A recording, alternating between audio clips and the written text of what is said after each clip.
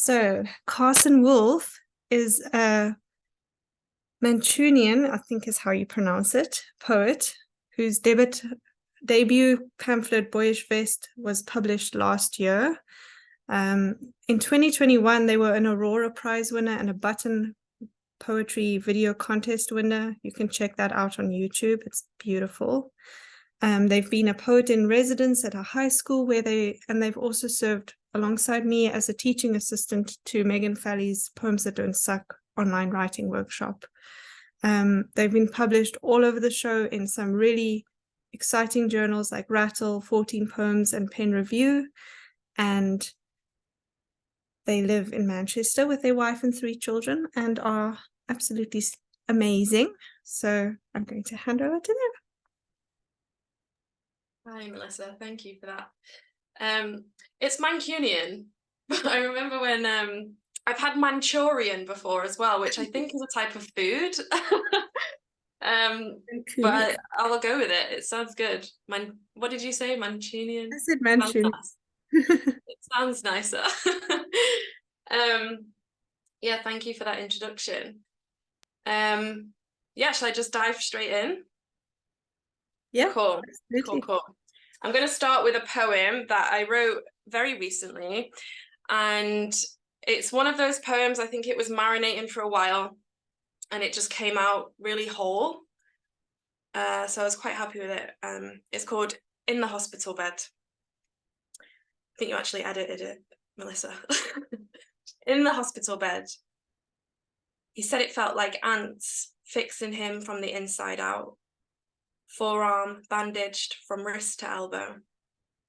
I watched his heart marching in jagged lines across a black screen. Sat where so many loved ones had sat before, making deals with higher powers for one more day. One more day with this man who put his fist through my window. He'd sliced down to bone, almost nipped the vein that could have ended it all. The nurse said I was lucky to still have him. And on that note, I'm going to read a poem from my book, Boyish Vest. It was published last year, which feels like a really long time ago. It's like a blur now. Still living in post-COVID times. So it started as a choose your own adventure, and it's published as a choose your own adventure. And you can find that in here, but you can also find it at the Pen Review. It's got 2 of the poems that are sort of linked to it.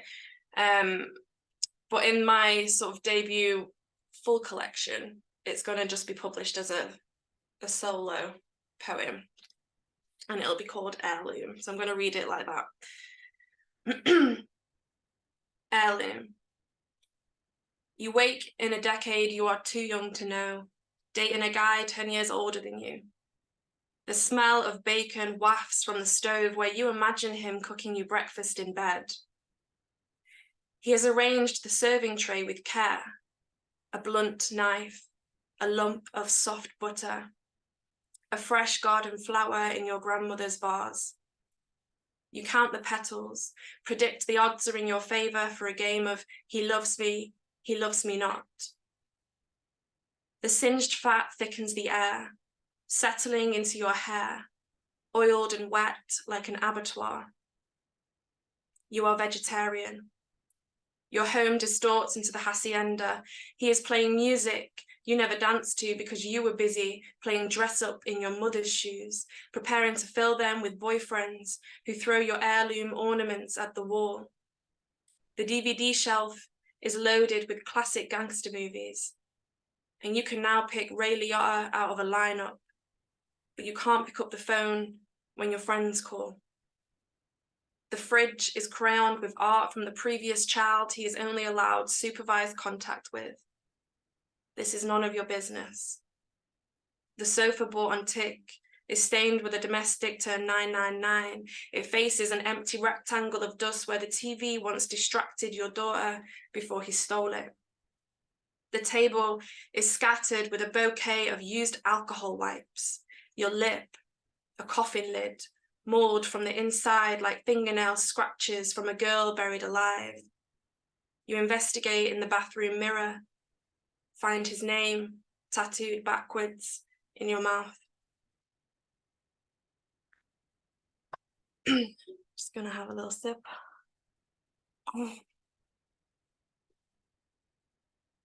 I think we'll stay on the we'll stay on topic. So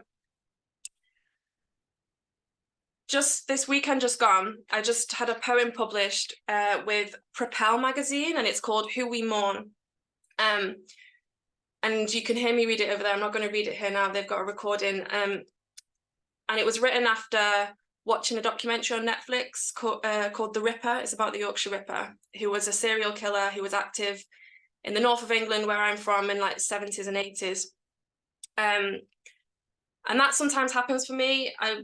TV can be a pretty big prompt for me with writing. So after watching that documentary, I wrote 2 poems. So there's the Who We Mourn, which was just published, and then I have this poem, which is in Boyish Vest, and it's called All Right Now Lads, Which One of You Is It? Which was, for real, an actual title of an article that was published at the time when they were trying to find out who the Yorkshire Ripper was. So this is a little epigraph. The police launched a public manhunt for the Yorkshire Ripper. A tape of his voice was broadcast several times a day on television and radio stations. £1 million was spent on billboards plastered all over Britain asking, "Do you recognise his handwriting?"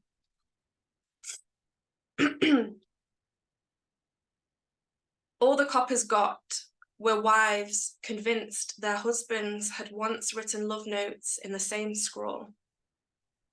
The phone lines would not stop him from killing again.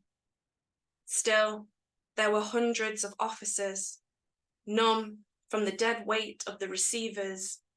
In the first week, 20,000 women called to report, without a doubt, their boyfriend was the Ripper.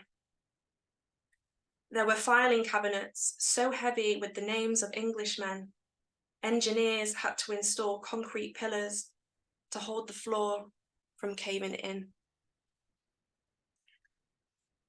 Whew. All right, we'll leave the serial killer stuff for a bit. This poem is called The Kitchen Rota.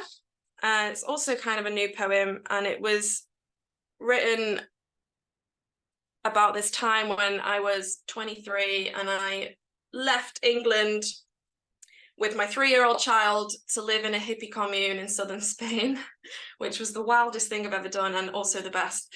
So yeah, it's called The Kitchen Rota. The women are beginning to notice I haven't prepared food yet. Your turn, your turn. I don't know how to say I was raised on pasta and mayonnaise. My mother, who worked all day, then fed me from frozen cardboard. The shelves here are filled with words I have never met. Goji berries, dill, turmeric, star anise. The hospital reported my mother's cooking to social services. She bought cheap tinned tomatoes diluted with water. The garlic bread was always burnt. Never drained the spaghetti properly. Steam fogged her face as she carried dinner to our table for 2, stepping over me as I played on the carpet. Every time I bring a pan to boil, I hear her screaming as the wet mess slips from her plate.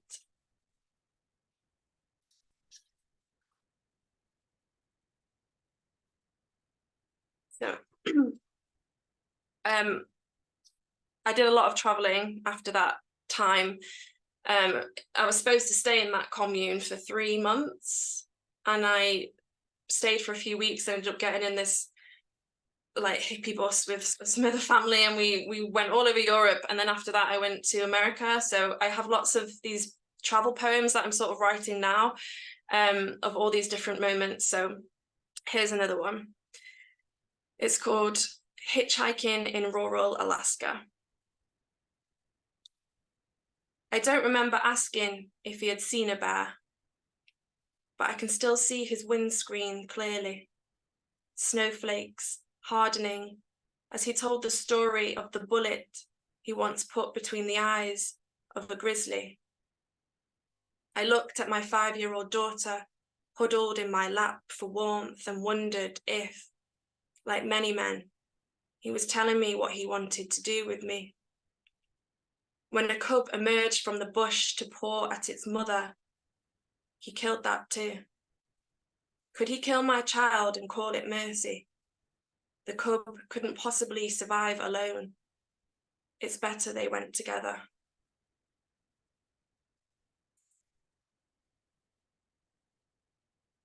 So I guess a lot of these poems, when I reflect on them, I think that I took a lot of risks, and I don't know, sometimes I look at it through this lens now, and I'm always looking at these different moments of the danger that I could have possibly been in, but also feeling really grateful that I had those experiences. So there's constantly this push and pull with it. This poem is called 6 Hours of Daylight, and it's after a poet called Taylor Bias, or Bias. I've brought this on myself, my butch swagger, my thermal padded muscles. Why did I hold all those doors for her? She drags me out of bed, wraps my hand around the sharp tusk of an animal I did not hunt.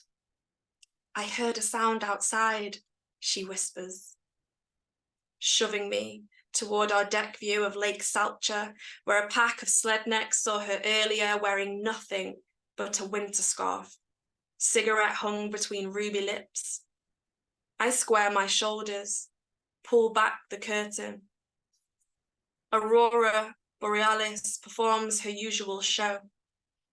The terror of my own breath fogs the glass, surprise at this sudden imposter, the reflection of my girlish face, a stranger in this cabin.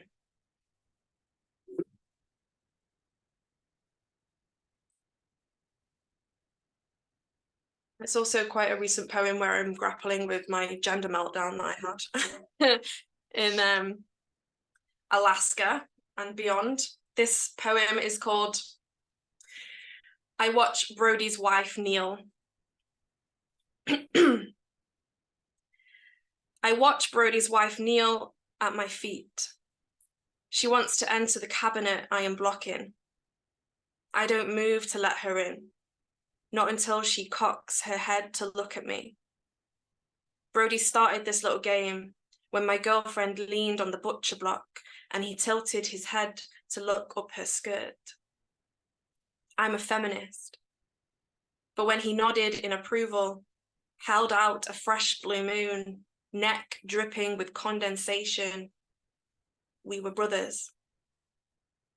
He talked into the deep cut of my girlfriend's peach halter. I almost bite my lip as his wife bends over to open the oven door. But in the heat, I adjust my bow tie, tug the seam of my binder.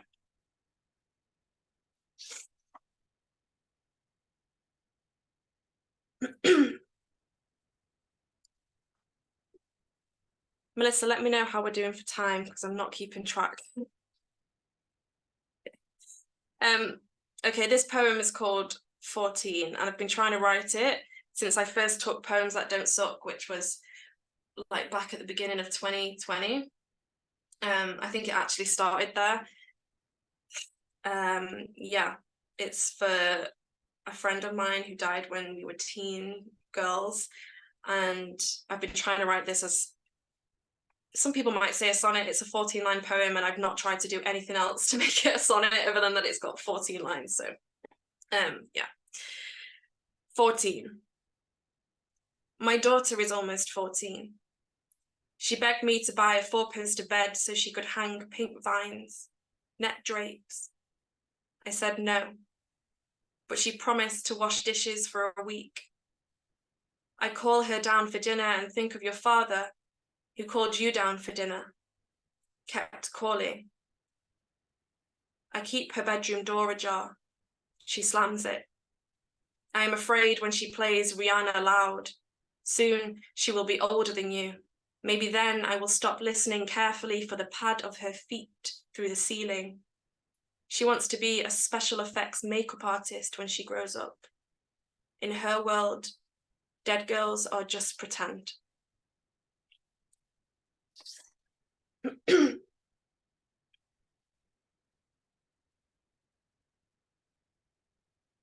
This poem is called It's Hard to Hear, and it's coming out soon with New Welsh Review. It's hard to hear the sonographer through her mask. I can't see a heartbeat, so easily mistaken for I can see her feet. A moment of delight before I see the shock of cold gel darkening the waistband of your jeans. Your eyes fixed on the quiet screen. Earlier, a nurse called out for rebel fury, and someone's grandma left the blue line of seats. We should name our baby Rebel Fury, I said, palming the precious swell of your belly. When the notice board caught up an alerted Beryl jury to room F7, remember how we laughed, waiting to be called in.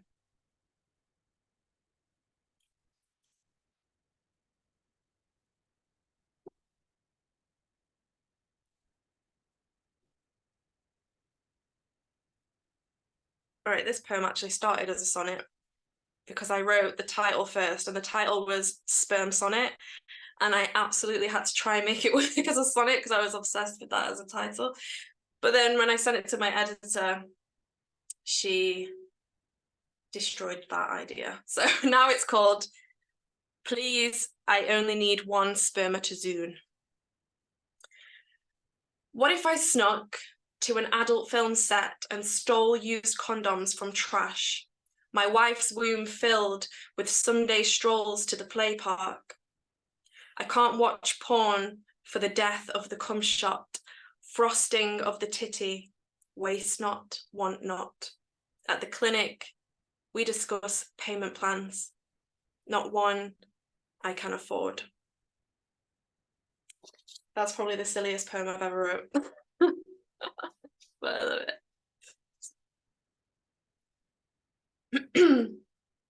This poem is also actually going to come out with New Welsh Review. They picked up two of them at the same time. So it's called Only Accessible by Water. Shipped off on a rented paddleboard, my married friends lick each other's ice creams on shared beach towels. They shrink as I am steered east along the coast by a man I've known for less than 10 minutes. His shadow trails in the water, my legs dangling bait. There are no sharks in Portugal, he grins, then splashes me with his paddle. We drift through a rugged arch into Benadryl, the famous sea cave on his post-divorce bucket list. He takes photos on his GoPro of a seagull circling the blue eye above, asks if he can kiss me. There are no boat tours, only the rising tide, the single life jacket between us, salt hardening on my string bikini.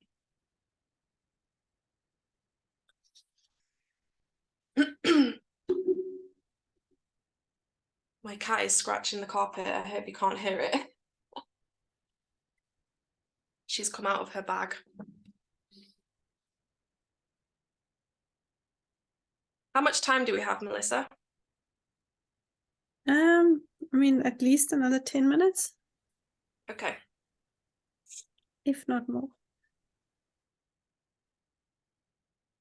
This poem is called Fire Bath, and it was a poem from the time traveling in Europe. I like to think of it as one of my more healing poems because I have a lot of poems that are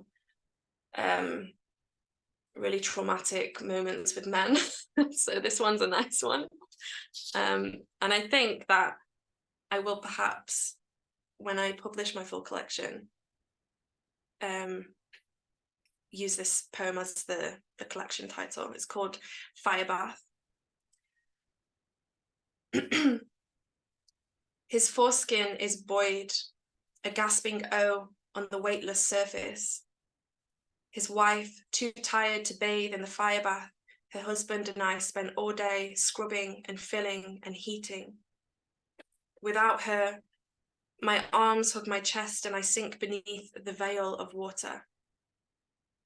What would this look like to people? His long curls stuck to his shoulders, his glistening beard, as he asks me to turn toward the forest's bare branches, budding with spring.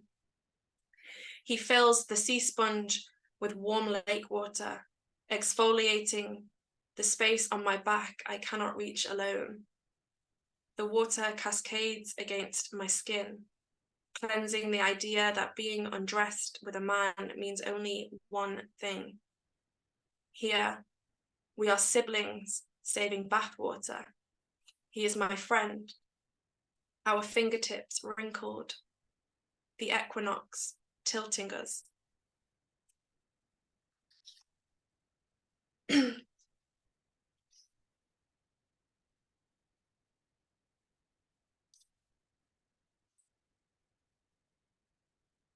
Sorry, my cat is now. I think I'm just going to have to let her out. I'm just going to open the window for her. One sec.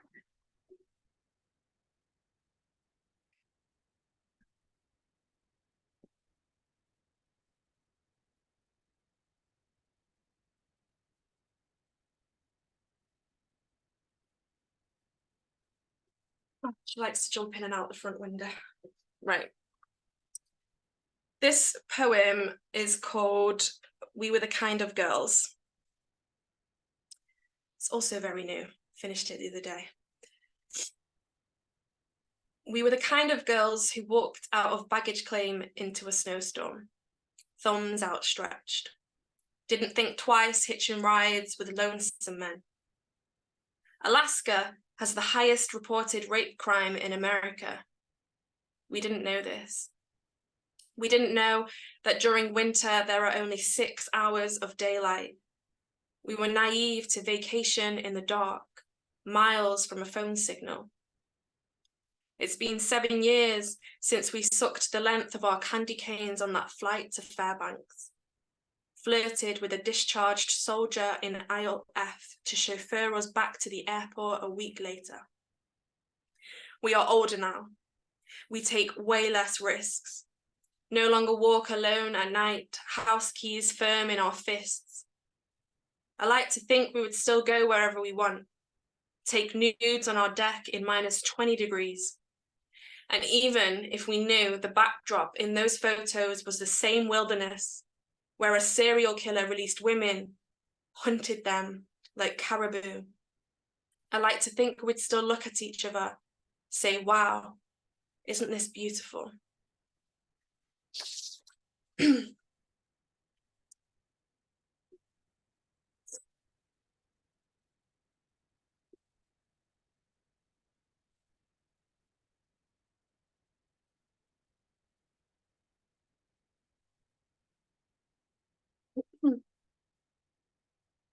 This poem is called A Birth in the Commune.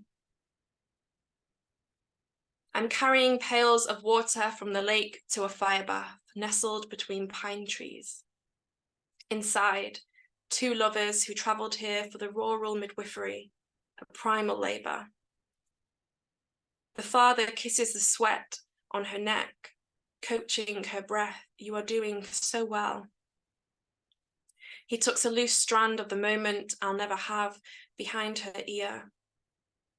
My child's father blamed me for my due date, sharing the same day as the Champions League final, ignoring my calls until I felt the amniotic bulge at the gasp of my cervix. You sure? He said. I ain't leaving this party for nothing.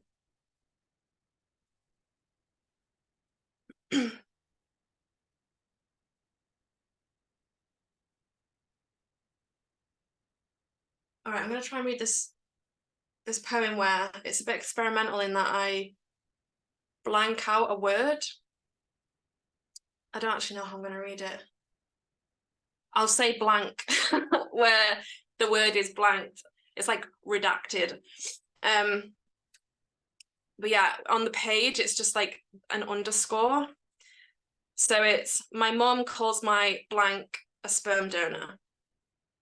This title is too generous. The societal word for blank implies he has been around to offer more than psoriasis and a predisposition for waking up covered in vomit. Yes, I am the reason our family Christmas trifle cannot contain alcohol.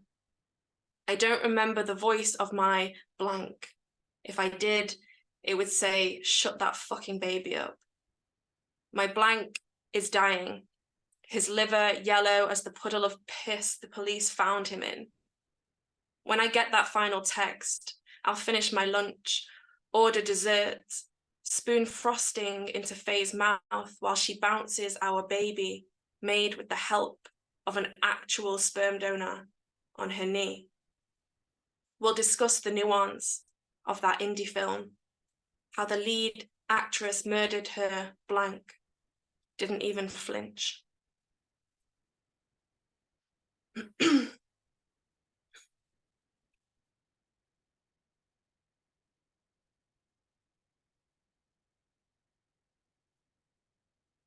I'll read an actual sonnet this time. It's called Sonnet for the Side Plate. Miss Catherine eats dinner from a side plate to control portions. The men's large and filled with potatoes, earth dug by my bare hands. Each day, the same, but smaller. I sow seeds, collect eggs, nurture the soil. Once, I reached for seconds of cornbread, but Miss Catherine sucked in her stomach, so I grabbed the salt. Then, coffee for breakfast, Pabst Blue for lunch. I feel myself shrinking out in the field, spreading mulch in southern heat. Miss Catherine guts a catfish she won't eat. Her son chops off the head of a snake with his shovel. We watch its thin body wriggle in dirt. Now, my side plate, collard greens. I say grace.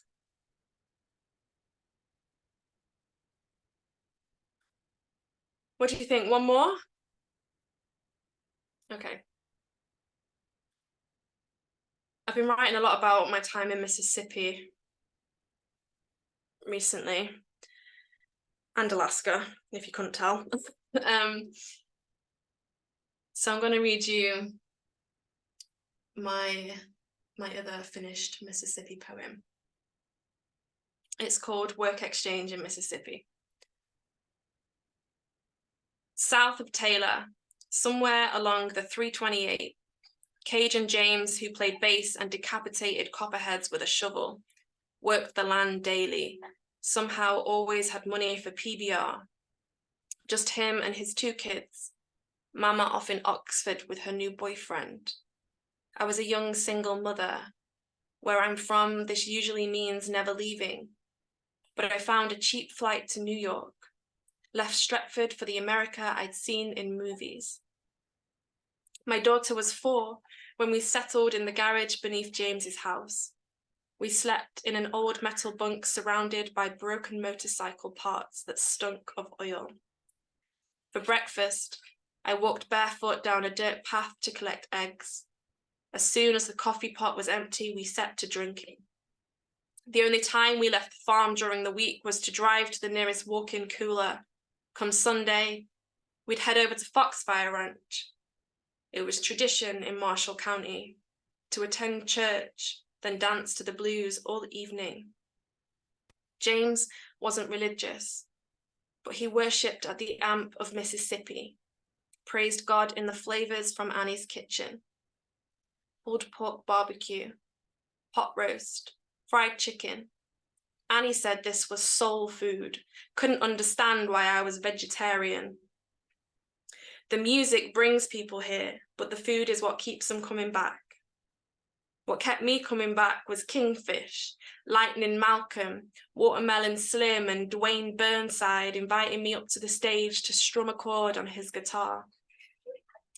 Our kids chased fireflies, ran wild on the land. It's the only place I ever saw Black folks and white folks together, making music, eating food, dancing beyond our shared history.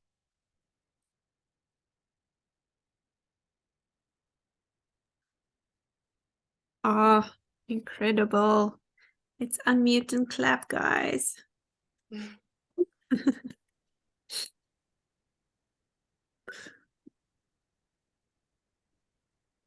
Thank you. Oh, such a treat to get to hear you read and to get that like nuance that comes with the poet's own expressions of how they wrote it. Thank you so much for sharing with us.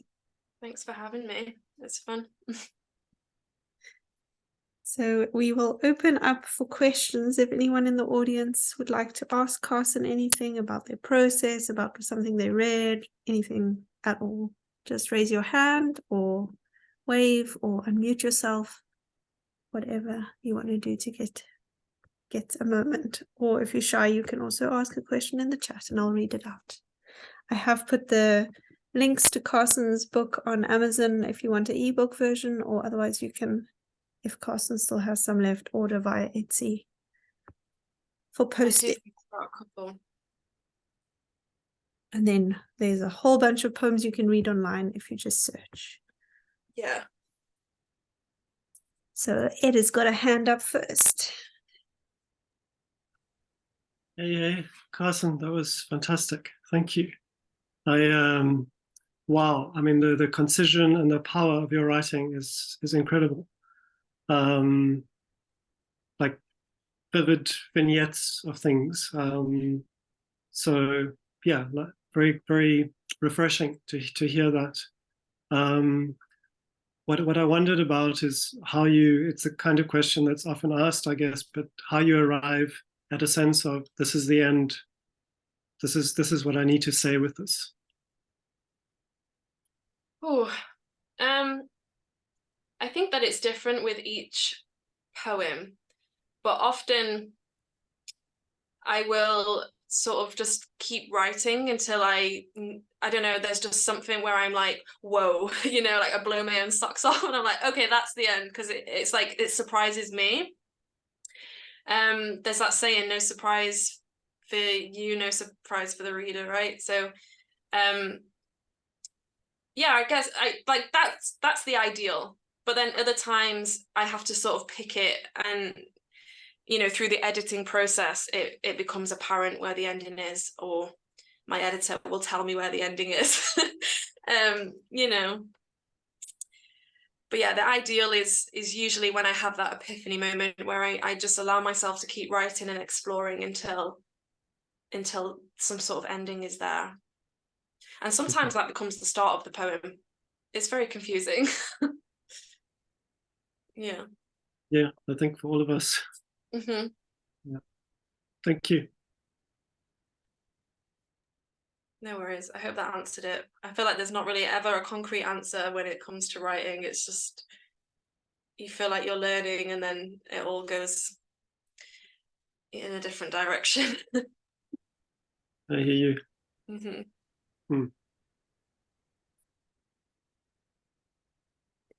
Then I've got a hand up from Jacques. I don't really know if I have a question. I'm in awe. They're stunning poems. They're lovely, but I love the mixture of the rage and the immense tenderness. I was curious about the blank. I was curious why why the term for the sperm donor was blank, except that I could see that he was in a way trying to blank himself out. He was sort of becoming a non-entity. I was curious because they're such candid poems. I was curious about the blank there. I don't know if you have anything to say about that. Sure. I'm not sure. I've never read that poem out before. I don't know if it works well read or if I it think works it does. better on the page because of the experimentalness. But it's the word is dad. And it's, you know, my mom calls my dad a sperm donor because he left / she kicked him out when I was like 1. And I just never knew him in my life. So it feels strange for me to use the word dad in context to sort of, you know, describing who he is to me.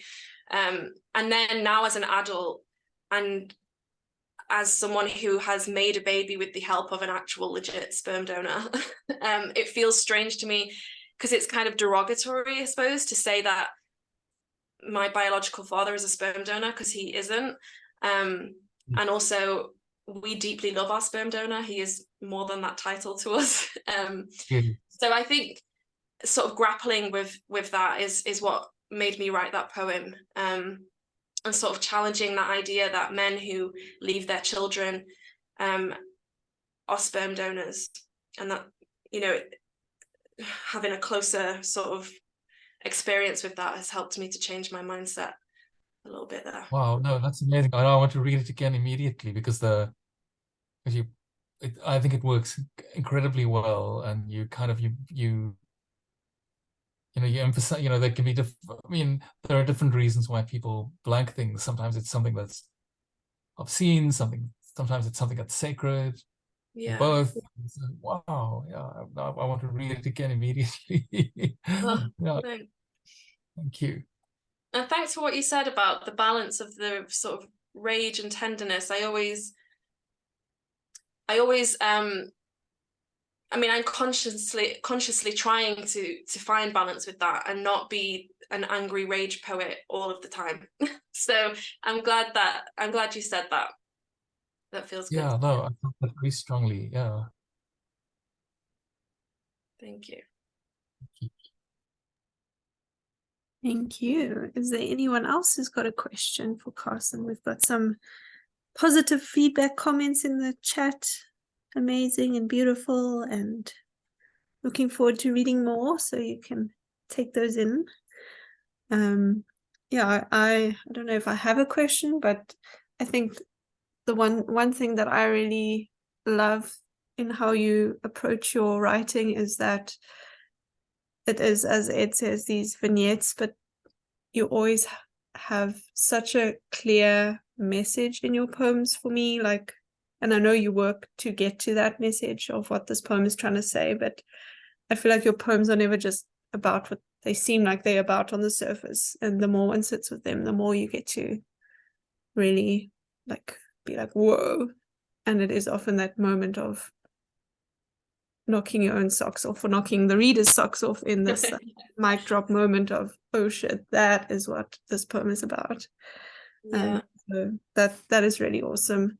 And the other thing that I really admire about you is your like openness to going with the flow in the editing and like trying different things and just picking apart your work. And I think, I don't know if you want to speak about that maybe, in like what your mindset is to it, or how you've been able to be so like malleable with like not at all precious about changing stuff, because I think a lot of people do struggle with that.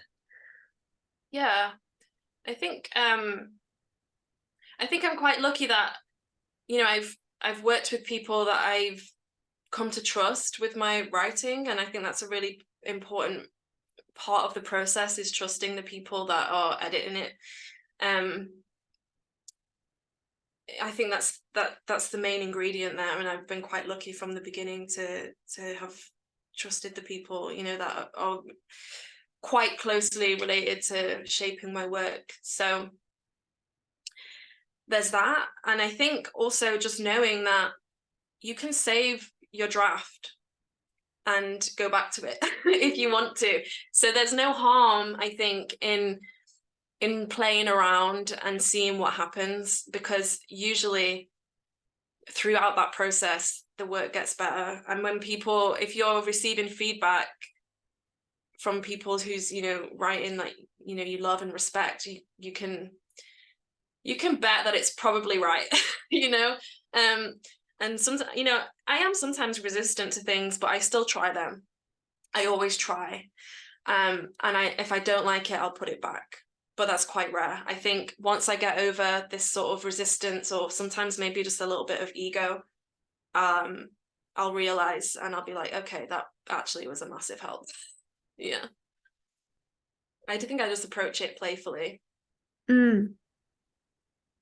Yeah. Would you say that the editing is the funnest part of creating as a poet? Or do you, like, is that initial creation, or are they both fun? I don't know.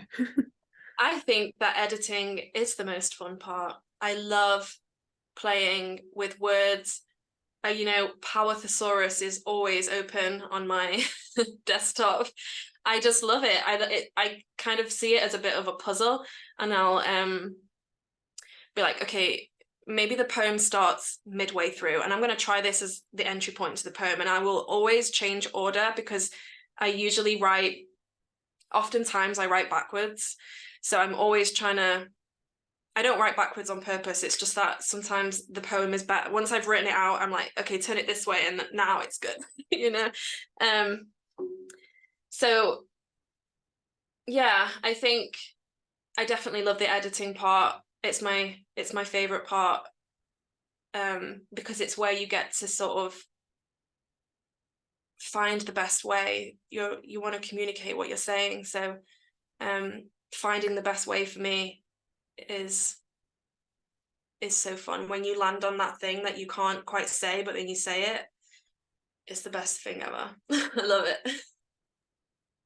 Oh, awesome. And I've got another hand up from Jeline.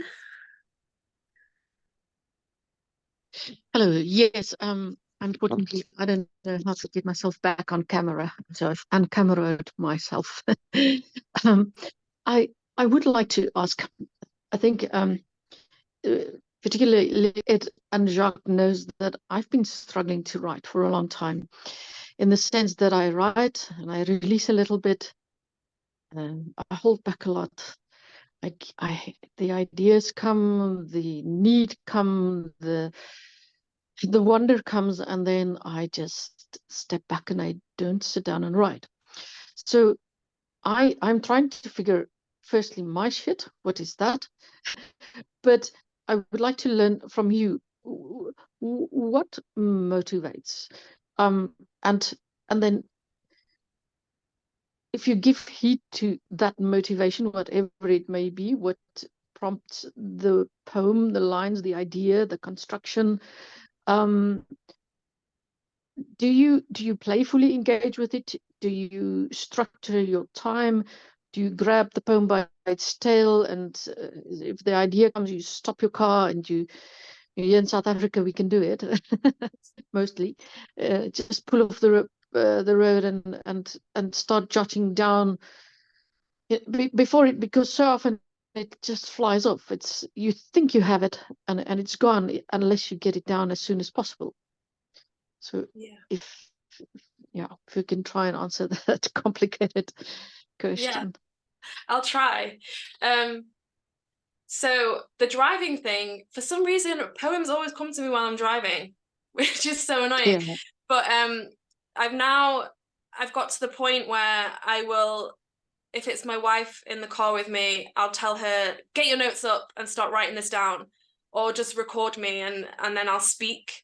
But if my kids are in the car, that's not always appropriate. So I have to just like be like, kids, shush, and like try and keep it in my head until I can, safely get that down into my phone. So that's on the car stuff. Also in the shower, I have a lot of great ideas in the shower. So shower and car, both spaces where you can't have your phone, or a notebook. Very well, it might get wet. But as for structure, so as an adult, I was diagnosed with ADHD.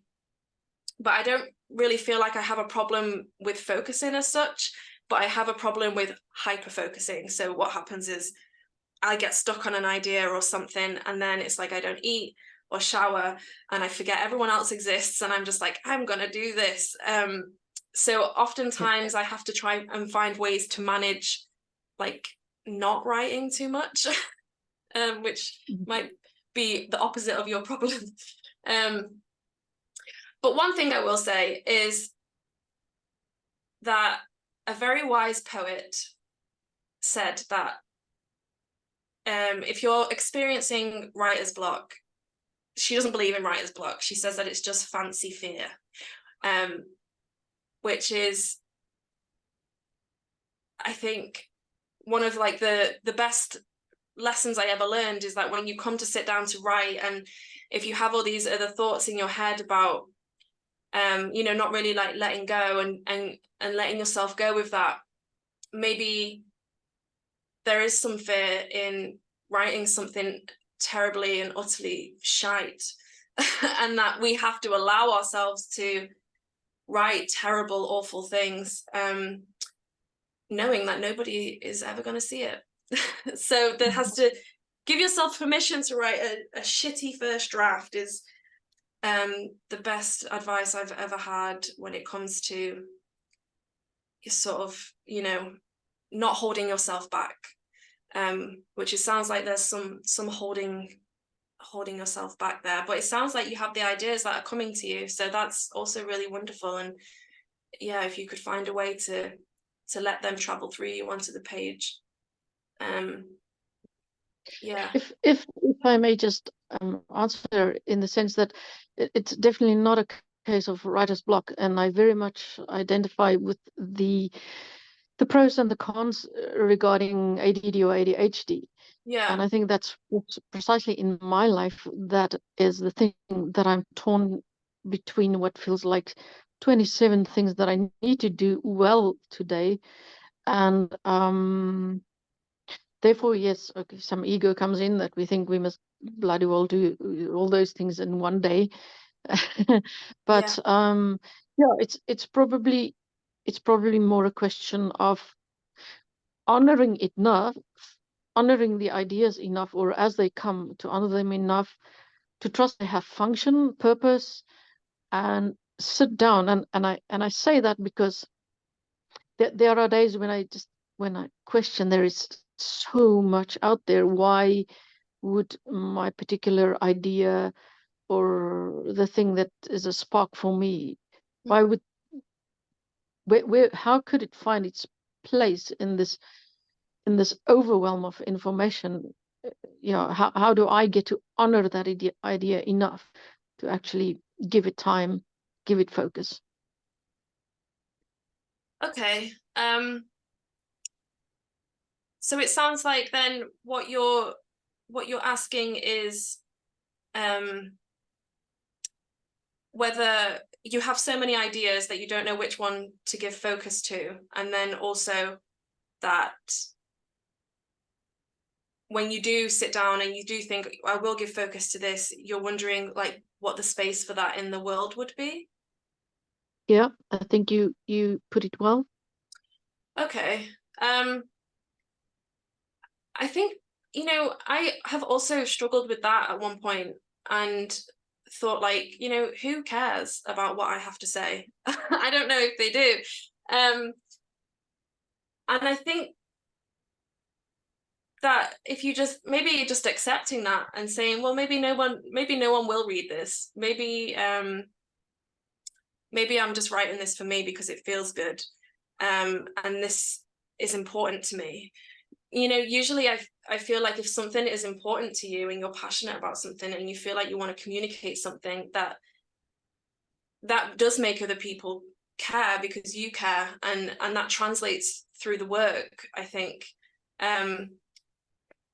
Also, I feel like I do a lot of my writing for my daughter, which is, she never reads my poems, so it's completely imaginary. I think maybe one day she will. And that also motivates me because, you know, she was young when we did all that traveling and she hardly remembers any of it now. But one day I feel like she will read those poems and know me, like learn who I am, different to how she experiences me as her parent. And so I guess I also write for that reason, so that my kids will know me through my writing when I'm not here anymore. So that is also, that's a reason, one of the reasons I write. And yeah, to honor the people that I love and who love me. Okay, I thank don't you. know if that has answered your question. Well, it definitely helps in the sense that it yeah, my kids are adults already, but